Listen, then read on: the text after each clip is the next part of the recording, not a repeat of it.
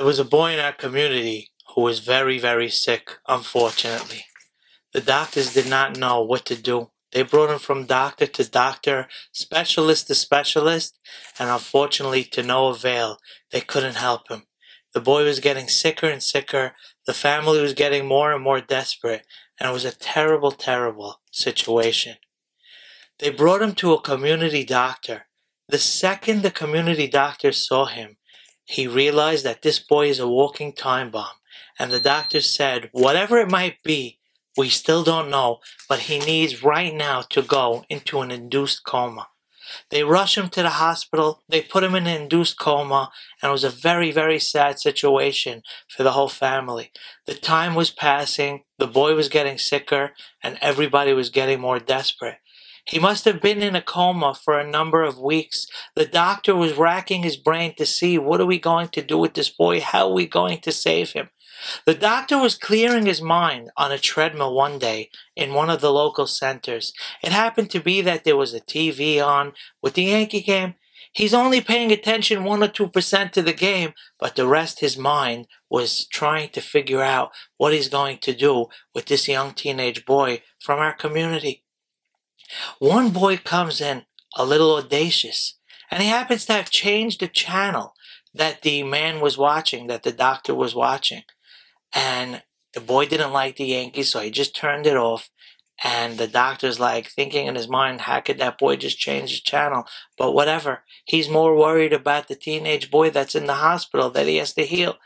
As he's exercising and watching the screen in front of him, it happened to have been a documentary with all doctors speaking and being interviewed. He's watching one of the doctors, and the doctor said for a certain situation, he practiced a certain kind of idea to heal one of his patients. And all of a sudden, as the doctor is exercising, he said, wait a second, if that doctor could do so and so for that boy, then I could also do the same thing and try to figure out how to save this boy. He jumps off of the treadmill. He runs into his car. He calls the family to go to the hospital. And they all meet there, and he tells the doctors around him what the plan of action is. And guess what? The plan of action manifested, and a few weeks later, Baruch Hashem, the boy was fine. The doctor, a couple days later, goes back to the same treadmill in the same workout center. And as he's on the treadmill, he's not even paying attention to what's on the screen. He can't believe how Hashem sent him the idea by the channel being changed. And he got the idea from that doctor to save the boy.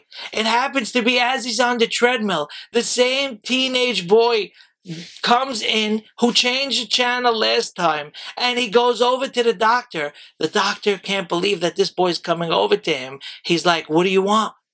The doctor tells him, I don't know you. The boy says, you don't know me, but I know you. You are my hero. He says, what are you talking about? He says, doctor, you were the one who saved my friend's life. You were the one who was sent by God to save my friend and get him out of that coma and get him out of the sickness. And thank God he is well today. The doctor looks at him and he starts to get choked up. He said, guess what? It wasn't me. It was you. He said, what are you talking about? He said, when you changed that channel from the Yankee game to some documentary, it happens to be that I got the idea from one of the doctors being interviewed on that channel, on that show, and I got the idea to save your friend. So guess what? It wasn't only me. It was you as a messenger from Hashem, and they both ended up hugging each other and crying how they saved the day. There's a lot of chaos out there today. No one knows what's going on.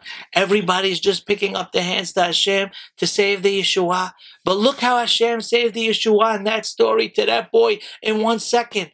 As fast as it came, that's how fast it left.